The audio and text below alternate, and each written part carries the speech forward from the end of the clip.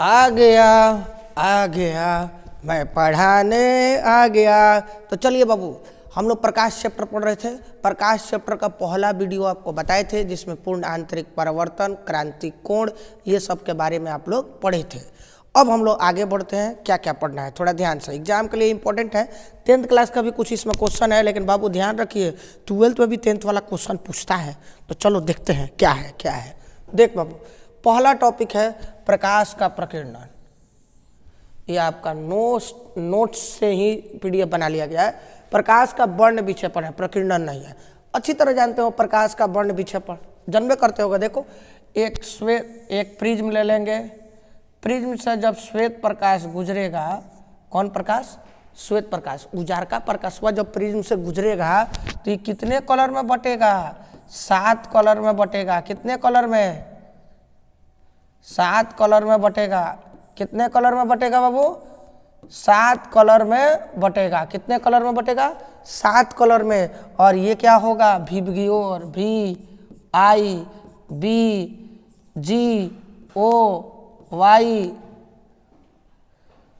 गड़बड़ा गया बाबू, GYOR, VIBGYOR. क्या बाबू? विबग्योर। देख इधर विबग्योर का मतलब बताया गया होगा। देखो श्वेत प्रकाश गया 7 कलर में बटा विबग्योर। V मतलब वॉयलेट मतलब बैगनी, I मतलब जामुनी, इंडिगो मतलब जामुनी। इसको हिंदी में बोलते हैं बैजानी हपीनाला। क्या बोलते हैं बाबू? बैजानी हपीनाला। बैगनी, जामुनी, नीला, हरा, पीला, नारंगी और क्या? लाल।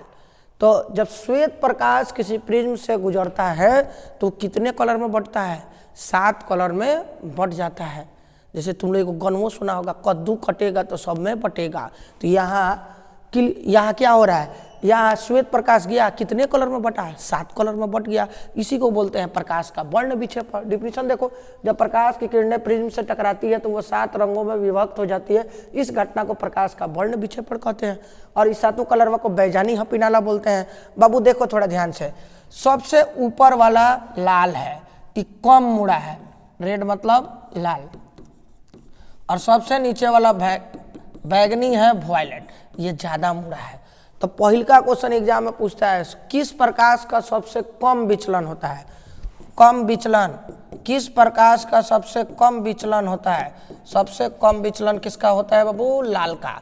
और किस प्रकाश का विचलन सबसे अधिक होता है? तो देखना ये सबसे ज्यादा बार मुड़ा है, तो अधिक विचलन,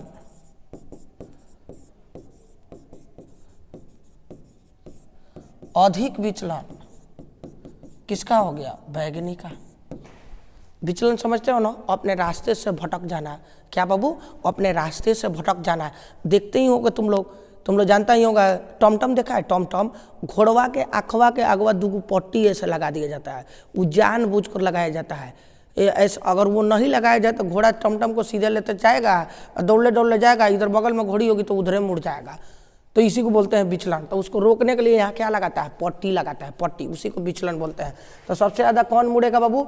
बैगनी कलर मुड़ेगा। सबसे कम कलर कौन मुड़ता है? लाल कलर मुड़ता है। बोल बाबू, सबसे अधिक तरंग दैर्ध्य, सबसे अधिक तरंग दैर्ध्य, सबसे अधिक तरंग दैर्ध्य क्या बाबू? सबसे अधिक तरंग दैर्ध्य, सबसे अधिक जो कम मुड़ता है, जो सबसे कम मुड़ा है उसका तरंग दैर्ध्य सबसे अधिक होता है। तो सबसे अधिक तरंग दैर्ध्य किस रंग का होता है? लाल कलर का होता है। सबसे कम तरंग दैर्ध्य किसका होता है? जो सबसे ज्यादा मुड़ा है। बोल बाबू, सबसे ज्यादा कौन मुड़ा है? बैगनी। तो बैगनी का सबसे अधिक तरंग दैर्ध्य होगा, सबसे कम तरंग दैर्ध्य होगा। क्लियर है? तो बाबू जब श्वेत प्रकाश किसी प्रिज्म से गुजरता है तो कितने कलर में बढ़ता है? 7 कलर में। सबसे कम विचलन किसका होता है? लाल का। सबसे अधिक विचलन बैगनी का। सबसे अधिक तरंग दैर्ध्य लाल का, सबसे कम तरंग दैर्ध्य बैगनी का। ये सारा चीज आपके नोट्स में ही लिखा गया है। आप नोट्स से भी लिख सकते हैं या इसका स्क्रीनशॉट लेकर भी लिख सकते हैं, कोई दिक्कत? बात समझ में आया? चलिए अब आगे बढ़ते हैं बाबू, ये क्लियर हुआ। अब हम लोग पढ़ेंगे प्रकाश का प्रकीर्णन। प्रकाश का प्रकीर्णन, तो देखते हैं बाबू प्रकाश का प्रकीर्णन क्या है। ध्यान से, प्रकाश का प्रकीर्णन क्या है? देखिए प्रकाश का प्रकीर्णन क्या है बाबू? जब सूर्य से प्रकाश आता है, किससे बाबू? सूर्य से। जब सूर्य से प्रकाश आता है तो वायुमंडल के वायु के कण से, किसके कण से? वायु के कण से टकराता है। वायु के कण से क्या होता है? टकराता है। देख डिफिनेशन वही होगा। जब सूर्य का प्रकाश वायु के कण से टकराता है तो वायु का कण प्रकाश को क्या कर लेता है? अवशोषित कर लेता है। क्या कर लेता है बाबू? अवशोषित कर लेता है। जैसे ही सूर्य से प्रकाश आता है तो वायुमंडल के वायु के कण से टकराता है तो वायु क्या कर लेता है? उसको अवशोषित कर लेता है। क्या कर लेता है बाबू?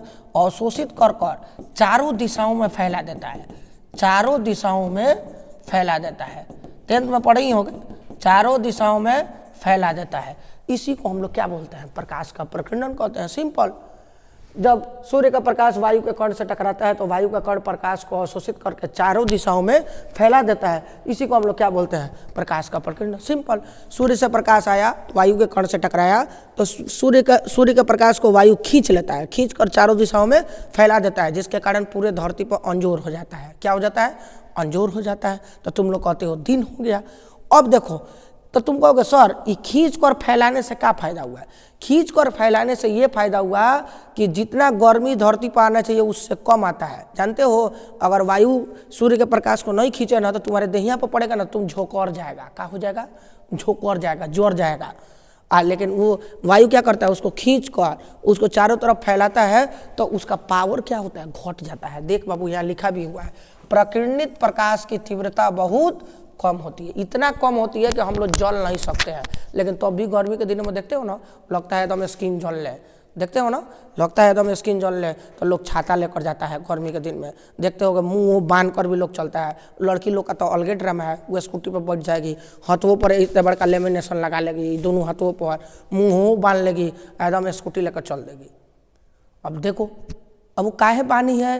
वो धूप से नहीं बचना है उसको बचना है कि कोनो देखे नहीं कि हम कहाँ जा रहे हैं।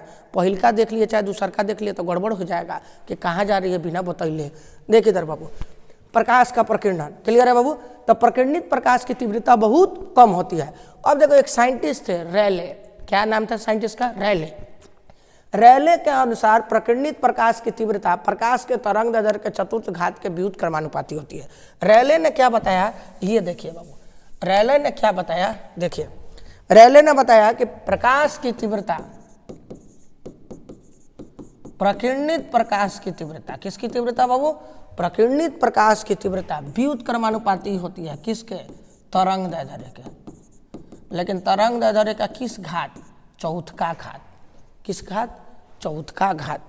तरंग दैर्ध्य के किस घात? चौथा घात। देख बाबू, तो तीव्रता को इंग्लिश में इंटेंसिटी बोलते हैं। आई व्युत्क्रमानुपाती क्रमानुपाती 1/, तरंग दैर्ध्य को लैम्डा का पावर 4। कोई दिक्कत? बात समझ में आया? बुझाया? चलिए आगे बढ़ते हैं। तो बाबू, सबसे ज्यादा फैलता कौन है प्रकाश? सबसे ज्यादा प्रकीर्णन किस रंग का होता है? तो सबसे ज्यादा प्रकीर्णन होता है नीला रंग का। सबसे ज्यादा प्रकीर्णन किसका? नीला रंग का। सबसे ज्यादा फैलता कौन रंग है? नीला। इसीलिए आकाश कैसा दिखता है? नीला दिखता है। कोई दिक्कत? सबसे कम कौन फैलता है? सबसे कम कौन फैलता है? लाल कलर। सबसे कम फैलता है। सबसे कम प्रकीर्णन किसका होता है? लाल का। देखो यहाँ लिखा गया है, सबसे अधिक प्रकीर्णन नीला रंग का होता है लेकिन सबसे कम प्रकीर्णन लाल रंग का होता है। कोई दिक्कत? बात समझ में आया? चलिए एक बार और थोड़ा समझा देते हैं। जब श्वेत प्रकाश किसी प्रिज्म से टकराता है तो कितने कलर में बढ़ जाता है? 7 कलर में। इसे बोलते हैं प्रकाश का वर्ण विक्षेपण। और जब सूर्य से प्रकाश आता है तो वायु उस प्रकाश को खींचकर चारों दिशाओं में फैलाया जाता है। इसको बोलते हैं प्रकाश का प्रकीर्णन। क्लियर है बाबू? आगे बढ़ते हैं बाबू, ध्यान से देखना। अब हम लोग पढ़ेंगे बाबू इंद्रधनुष के बारे में। किसके बारे में? इंद्रधनुष के बारे में। इंद्रधनुष क्या है? तुम लोग देखा होगा बाबू, जब भी साल भर में कभी कभी होता है हम लोग के यहाँ, लेकिन पहाड़ी इलाकों में ज़्यादा इंद्रधनुष देखने को मिलता है। देखो कभी कभी क्या होता है, बरखा होता है, उसके बाद इंद्रधनुष निकलता है 7 कलर का। बचपन में हम लोग देखते थे, अरे ये क्या हो गया, ये कौन बॉल जलाया है 7 कलर से। तुम लोग भी सोचता होगा 7 कलर का कौन बॉल जला दिया, सतरंगा। लेकिन अब वो तो प्राकृतिक घटना है। कैसे होता है थोड़ा समझते हैं बाबू। इंद्रधनुष क्या है? तो देख बाबू, इंद्रधनुष पहले बनता कैसे है। तो देख बाबू, जब बारिश होता है, क्या होता है, जब बारिश होता है क्या होता है? जब बारिश होता है, देख इधर,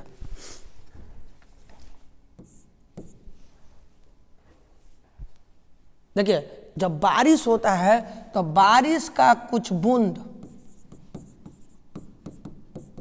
हवा में लटक जाता है।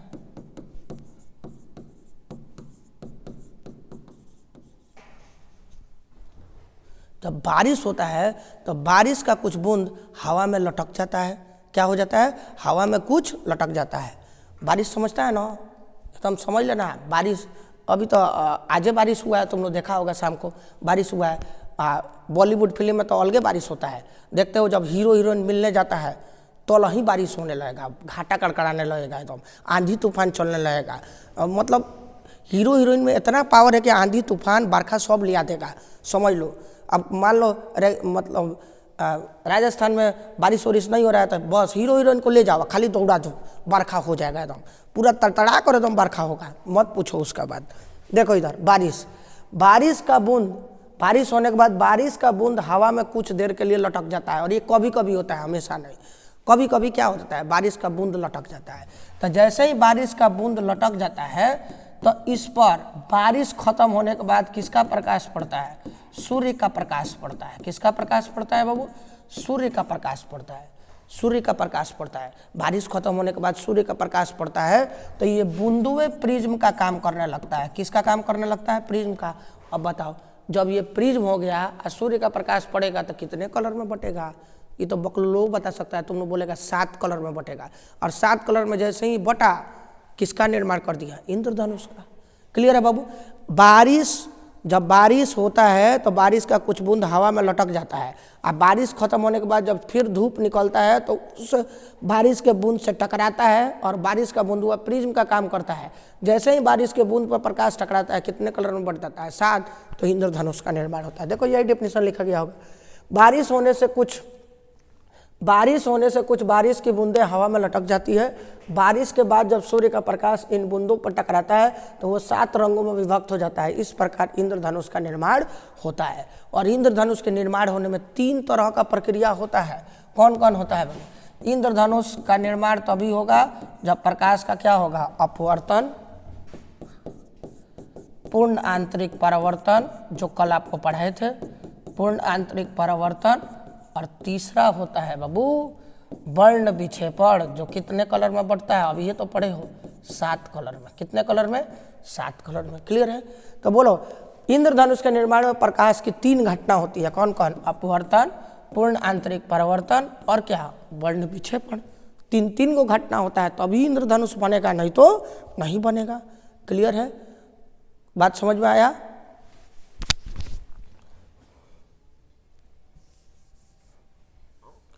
क्लियर है बाबू? समझ में आया? अब देखो, तो एक बार और हम आपको समझा देते हैं। जब बारिश होता है तो बारिश का बूंद हवा में लटक जाता है और बारिश खत्म होने के बाद जब उस बूंद पर प्रकाश का किरण पड़ता है तो कितने कलर में बढ़ जाता है? 7 कलर में। इस तरह किसका निर्माण हो जाता है? इस तरह इंद्रधनुष का निर्माण हो जाता है। तो देख बाबू, इंद्रधनुष 2 प्रकार का होता है। कितने प्रकार का बाबू? 2 प्रकार का। प्राथमिक इंद्रधनुष और द्वितीयक इंद्रधनुष। इंद्रधनुष कितने प्रकार का होता है बाबू? 2 प्रकार का। प्राथमिक इंद्रधनुष और क्या बाबू? द्वितीयक इंद्रधनुष। तो देख बाबू, प्राथमिक इंद्रधनुष क्या है? प्राथमिक इंद्रधनुष और द्वितीयक इंद्रधनुष दोनों में अंतर क्या है, ये समझना है आपको। सिंपल है बाबू। तो देखो, एक बार पूर्ण आंतरिक परावर्तन हो, एक बार पूर्ण आंतरिक परावर्तन हो, एक बार क्या हो? पूर्ण आंतरिक परावर्तन हो, लेकिन 2 बार क्या हो? अपवर्तन। तो देखो, जब सूर्य के प्रकाश का बारिश की बूंदों द्वारा एक बार पूर्ण आंतरिक परावर्तन और 2 बार अपवर्तन होता है तो किसका निर्माण होता है? प्राथमिक इंद्रधनुष का निर्माण होता है। देखो, जब बारिश की बूंदों से सूर्य प्रकाश टकराकर एक बार पूर्ण आंतरिक परावर्तन और 2 बार अपवर्तन करता है तो प्राथमिक इंद्रधनुष का निर्माण होता है।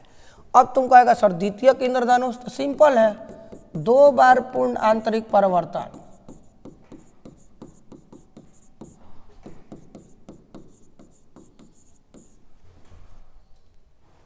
2 बार पूर्ण आंतरिक परावर्तन और 2 बार क्या होता है अपवर्तन।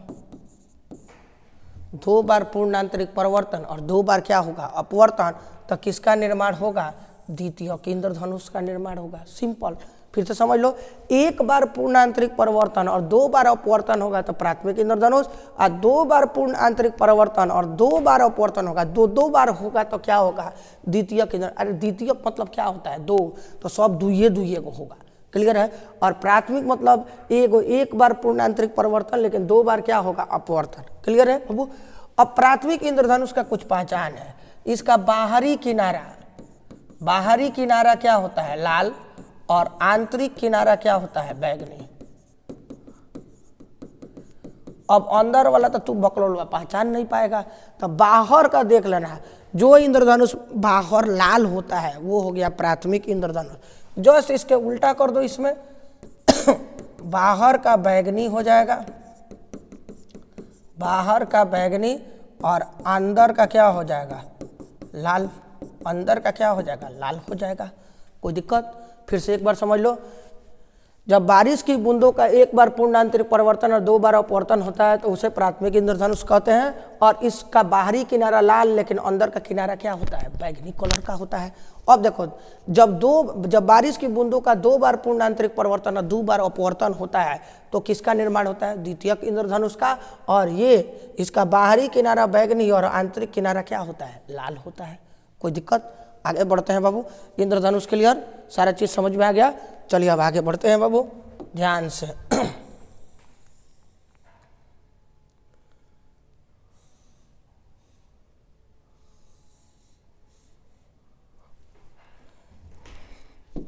ध्यान दीजिएगा बाबू, ये 10th में सब पढ़े हैं लेकिन एग्जाम में क्वेश्चन इससे भी 12th में आ जाता है, ध्यान से दो।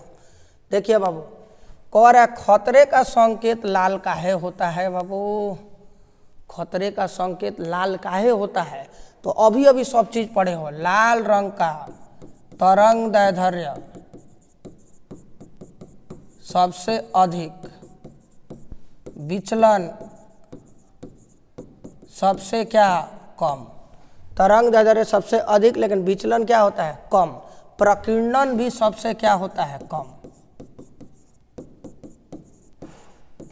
देख, खतरे का संकेत लाल होता है, इसका कारण यही है कि उसका तरंग, लाल रंग का तरंग दैर्ध्य सबसे अधिक लेकिन विचलन और प्रकीर्णन सबसे कम होता है। अब इसका मतलब थोड़ा समझ लो, तरंग दैर्ध्य अधिक होने का मतलब होता है कि सबसे तेज चलेगा, सबसे ज्यादा वो दूरी तय करेगा। कौन रंग? लाल रंग। अब विचलन का मतलब होता है कि लाल रंग चलेगा लेकिन इधर उधर जल्दी मुड़ेगा नहीं, विचलन नहीं करेगा, विचलन बहुत कम करेगा, मतलब एकदम सीधा चलेगा। और प्रकीर्णन, प्रकीर्णन मतलब होता है फैलना, फैलना भी इसका क्या होगा कम, ये जल्दी इधर उधर नहीं फैलेगा, डायरेक्ट स्ट्रेट चलेगा। जैसे लेजर लाइट तुम लोग देखे हो, एकदम सीधा चलता है, किस रंग का होता है लाल रंग का, इसलिए वो ज़्यादा दूर तक जाता है। खतरे का संकेत लाल होता है, समझ ही रहे हो, बात समझ में आया। देखे होगे लड़की लोग का शादी ब्याह होता है तो सिंदूर कौन रंग का? लाल रंग का, वो लाल रंग का होता है, सीधे देखकर समझ जाओ प्लॉट बुक हो गया है, रजिस्ट्रेशन हो गया है। अब तुम उसके बारे में चर्चा मत करो, नहीं तो पिटोइबो करोगे। वो देखिए कर समझ जाओ कि सिग्नल रेड है, समझ रहे हो। लड़की लोग का शादी होता है, वो लोग का बनारसी साड़ी भी किस रंग का होता है, शादी का जोड़ा भी किस रंग का होता है, लाल रंग का होता है। खतरे का संकेत है। दूल्हा बकलोलवा समझ में नहीं करता है, एकदम खुश रहता है शादी के दिन, अरे मेरा शादी हो रहा है, शादी हो रहा है। ये नहीं समझ रहा है कि सबसे खतरनाक चीज़ लाल रंग का लेकर जा रहा है अपने घरे। अब उसके बाद क्या होगा वह समझता है, दूसरा कोई तो समझ में नहीं करेगा। अब तो दूल्हे समझेगा ना कि क्या होगा उसके बाद। ओटलिया लगाती है लड़की सब, वो सब भी क्या है, वो सब भी तो लाले है, वो भी वो भी किसका संकेत है? खतरे का संकेत है। ट्रैफिक सिग्नल का रेड कलर किसका संकेत है? रुकने का संकेत है, क्योंकि आगे क्या है, खतरा है। समझ ही रहे हो। ट्रेन जब रुकता है तो देखो वहाँ पर भी रेड रंग का जलता है, वो भी क्या है, खतरे का संकेत है। बात कुछ बुझाया, समझ में आया? चल देख इधर, तो लाल रंग खतरे का संकेत होता है, क्यों? क्योंकि उसका तरंग दैर्ध्य सबसे अधिक, विचलन और प्रकीर्णन सबसे कम होता है। कोई दिक्कत? बात समझ में आया? अब देखो बाबू अब एक क्वेश्चन है, सूर्योदय और सूर्यास्त के समय सूर्य हमसे अधिक दूर होता है। ये क्वेश्चन है, देखो बाबू ध्यान से देखिए इधर। सूर्योदय और सूर्यास्त के समय सूर्य लाल दिखाई देता है, क्यों? इसका भी बकलोलवा आंसर वही होगा, क्योंकि इसका तरंग दैर्ध्य सबसे अधिक होता है तो ज़्यादा दूर तक जाएगा। सेम आंसर होगा। देखो सूर्योदय और सूर्यास्त के समय सूर्य हमसे अधिक दूर होता है, जिसके कारण लाल रंग सबसे पहले हमारे आंखों तक पहुंचता है, क्योंकि लाल रंग का तरंग दैर्ध्य सबसे अधिक, लेकिन विचलन और प्रकीर्णन सबसे कम होता है। आंसर वह सेम है, तरंग दैर्ध्य सबसे अधिक, प्रकीर्णन और विचलन सबसे कम। तुमको बोले हैं ना, जिसका तरंग दैर्ध्य अधिक होगा वो ज़्यादा दूर तक जाएगा, ज़्यादा फैलेगा नहीं, ज़्यादा मुड़ेगा नहीं और सबसे पहले आंखों तक पहुंच जाएगा। तो देखो बाबू, जब सवेर होता है और शाम होता है तो सूर्य हमसे बहुत दूर होता है और सूर्य से कितना कलर निकलता है? 7 कलर निकलेगा, लेकिन सबसे पहले हमारे आंखों तक कौन पहुंचेगा? लाल। इसलिए लाल कलर का सूर्य सवेरे और शाम को दिखता है। तो तुम कहेगा सर दोपहरवा में कुछ पीयर उजर दिखता है, काहे?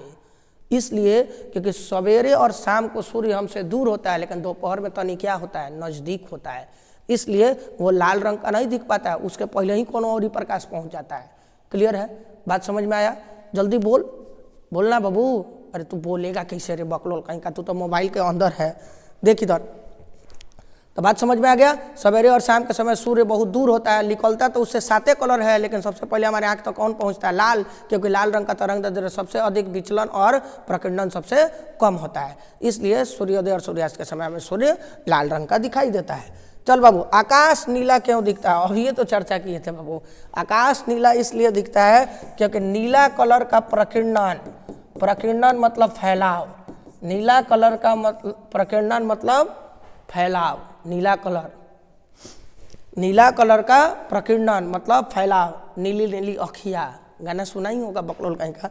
नीला कलर का प्रकीर्णन सबसे अधिक होता है, सबसे ज़्यादा नीला कलर फैलता है, इसलिए आकाश हमको नीला कलर का दिखाई देता है। देखो सूर्य से निकलता है तो 7 कलर है, 7 फैलता है, लेकिन सबसे ज़्यादा कौन फैल गया? नीला फैल गया, ब्लू फैल गया, इसलिए आकाश कैसा दिखता है? नीला कलर का दिखता है। कोई दिक्कत? बात समझ में आया? देखो वही आंसर है। जब सूर्य का प्रकाश वायुमंडल में उपस्थित वायु के कणों से टकराता है तो नीले रंग का प्रकीर्णन सबसे अधिक होता है, इसी कारण से आकाश हमें नीला दिखाई देता है। कोई दिक्कत? क्लियर है बाबू? अब देखो, चंद्रमा का आकाश काला दिखाई देता है, क्यों? क्योंकि चंद्रमा के पास बकलोलवा वायुमंडल ही नहीं है। इस बकलोलवा के पास वायुमंडल नहीं है, चंद्रमा के पास वायुमंडल नहीं है। जब वायुमंडल नहीं है तो सूर्य का प्रकाश आकर किसी से टकराइबे नहीं करेगा, तो प्रकीर्णन होगा ही नहीं, या प्रकीर्णन होगा नहीं तो किसी कलर का उसका आकाश दिखता ही नहीं है। इसलिए किस कलर का दिखता है? काला कलर का दिखता है। देख ले, चंद्रमा का अपना कोई वायुमंडल नहीं होता है, इसलिए सूर्य प्रकाश वायु के कण से नहीं टकरा जाता है, जिसके कारण प्रकाश का प्रकीर्णन नहीं होता है। इसी कारण से चंद्रमा का आकाश काला दिखाई देता है। कोई दिक्कत? एक और क्वेश्चन है बाबू, लास्ट, ध्यान से। सामान्यतः बादल का रंग सफेद होता है, क्यों? सामान्यतः बादल का रंग सफेद काहे होता है? कभी कभी तुम कहेगा नहीं सर सफ़ेदे नहीं होता है, कभी कभी कोरिया भी हो जाता है। तो कोरिया कभी कभी होता है जब आंधी तूफान आता है। नॉर्मली सामान्यतः तो उजरे बादल ना होता है, तो काहे होता है? उजर रंग का काहे दिखता है? बादल किससे बनता है? जल। बादल किससे किससे बनता है बाबू? जल और वायु से बना होता है। जल और वायु से बना होता है। बादल किससे बना होता है? जल और वायु से बना होता है। जब प्रकाश की किरणें बादल से टकराती हैं तो प्रकाश का प्रकीर्णन बहुत कम होता है। देखो सिंपल चीज़ है बाबू, बादल हमारे वायुमंडल में होता है जो हमसे बहुत नज़दीक होता है। जब सूर्य का प्रकाश आता है, बादल से टकराता है, तो प्रकीर्णन उसका बहुत कम होता है। इतना कम होता है कि फिर उस 7 कलर में बंटकर फिर 7 कलर आपस में मिल जाता है। तो 7 कलर किससे निकला था? उजला। तनी सुख प्रकीर्णन होता है तो बुझेबे नहीं करता है कि प्रकीर्णन हुआ है कि नहीं, तो 7 कलर हमारे आँखिए पर आ जाता है एक के बाद। तो इसलिए 7 कलर मिलकर कौन रंग बना देता है? सफ़ेद। इसलिए बादल का कलर हमें क्या दिखाई देता है? सफ़ेद दिखाई देता है। क्लियर है बाबू? बात समझ में आया? चलिए आज के लिए यहीं क्लास ओवर होता है। आज के लिए bye bye bye bye bye bye.